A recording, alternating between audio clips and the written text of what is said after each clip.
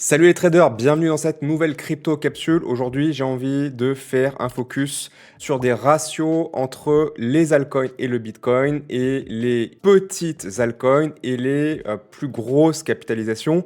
On va voir que c'est une grille de lecture très intéressante pour arriver à bien lire l'état du marché, avoir un historique pour bien comprendre ce qui s'est passé et potentiellement comment est-ce que les différents scénarios peuvent se dérouler à partir de là.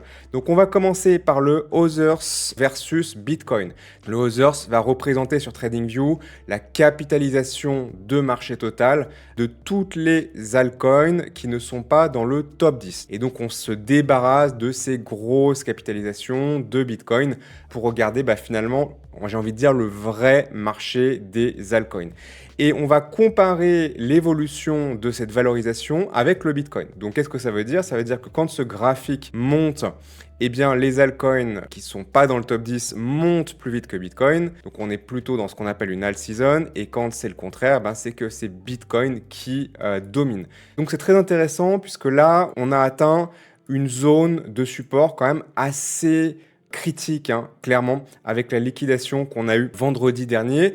On est sur un graphique hebdomadaire, donc là, on a une vue très allongée, puisqu'on démarre ici le support depuis octobre 2017. Et donc, on peut voir que là, on a méché sur une zone de support qui a été atteinte très peu de fois dans le passé, une fois fin 2020, une fois en juillet 2019 et une fois en décembre 2017. Avant ça, on avait une phase ascendante parce que c'était vraiment le tout début des altcoins. On avait tellement peu que forcément, ça représentait une très petite valorisation. Donc, ça ne pouvait que monter très vite par rapport à Bitcoin dans cette phase-là. Ce qui est intéressant de noter aussi, c'est que, en fait, on est quelque part contre Bitcoin, exprimé en Bitcoin, en bear market sur les altcoins depuis maintenant décembre 2021. Donc tout le bear market 2022 plus tout le bull market entre guillemets 2023, 2024, 2025 qu'on ne cesse de manière très continue et régulière à perdre de la valeur sur la valorisation générale du marché des alts sans le top 10 par rapport à Bitcoin.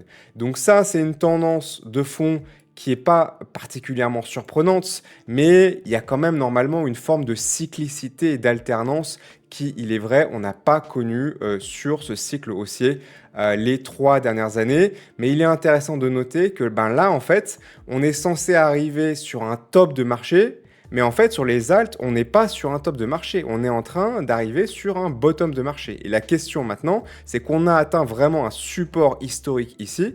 On n'avait jamais été aussi bas de manière relative à Bitcoin depuis 2017. Et puis, il y a eu quelques points intermédiaires, mais ça remonte au plus loin à 2017.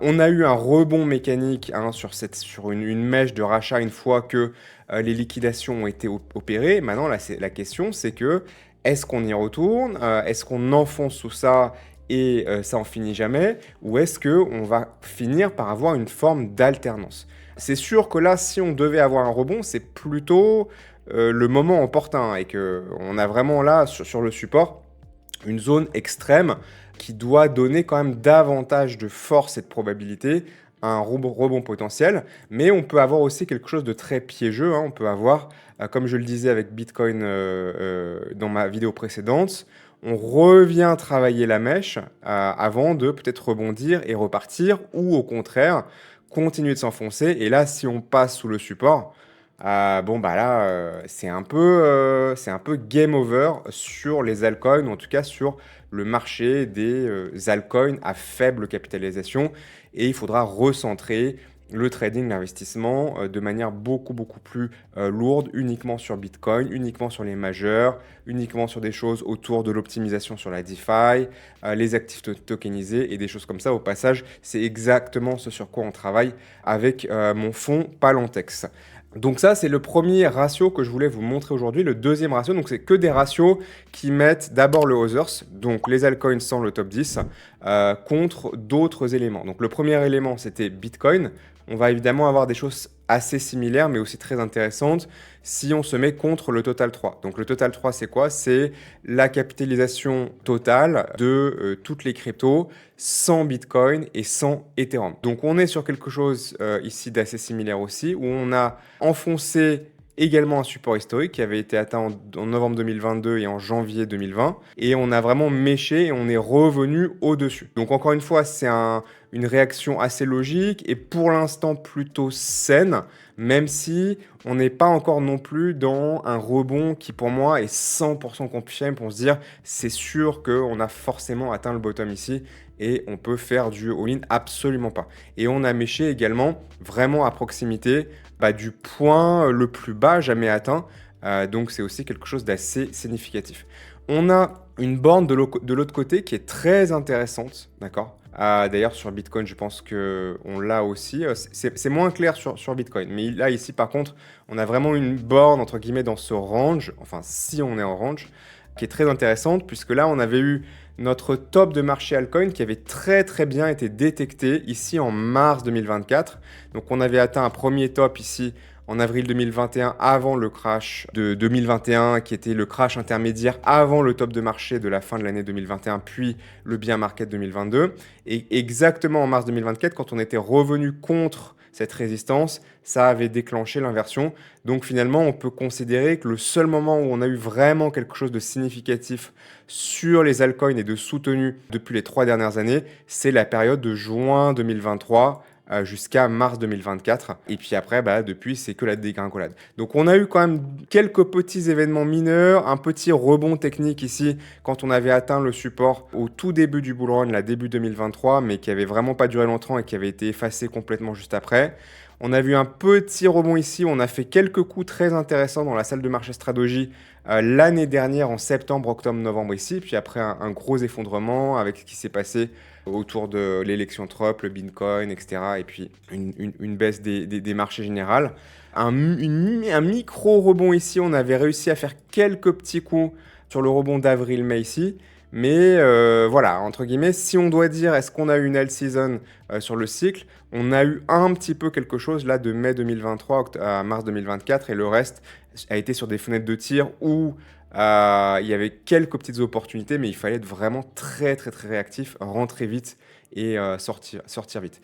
Donc maintenant, si on est en fin de marché et que les majeurs, Bitcoin et compagnie, continuent de baisser, potentiellement, on va venir réenfoncer ça et aller en territoire inconnu sous les supports ou alors potentiellement finir, peut-être pas immédiatement, mais peut-être dans les prochaines semaines ou prochains mois, trouver une forme de consolidation, que celle-ci soit cassée et avoir peut-être évidemment, un retour plus haut, voire éventuellement contre cette résistance historique dans ce ratio donc du Others contre le Total 3. Le dernier que je voulais vous montrer aujourd'hui, qui est encore une fois un peu assez similaire, la formule est un petit peu plus compliquée, je vous la mettrai en description si vous voulez vous le reproduire.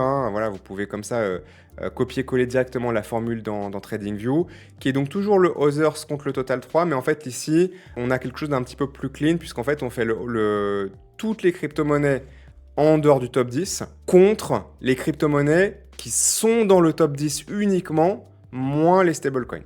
Donc ça permet vraiment d'opposer ici de manière directe les petites crypto-monnaies aux grosses crypto-monnaies sans Bitcoin, sans Ethereum et sans les stablecoins.